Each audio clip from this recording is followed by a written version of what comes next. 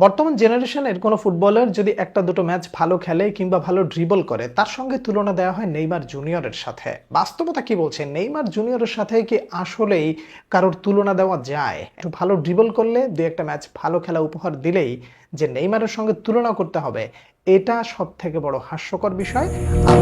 Vini পেলে যদি একটা ম্যাচ ভালো খেলে মেসির চেয়ে ভালো হয়ে যায়। বেনজামা যখন ব্যালন ডি অর পাইলো, Benzema is better than Messi. Ronaldo তো অল টাইমই তাদের কাছে বেটার দেন মেসি থাকে। কাকা যখন ব্যালন ডি অর হয়েছিল, Kaka is better than Messi. যখন Luka Modric Ballon d'Or পাইলো, Luka Modric is better than Messi. Mbappe যখন ফাইনালে এই যে হ্যাটট্রিক করলো, Mbappe is better than Messi.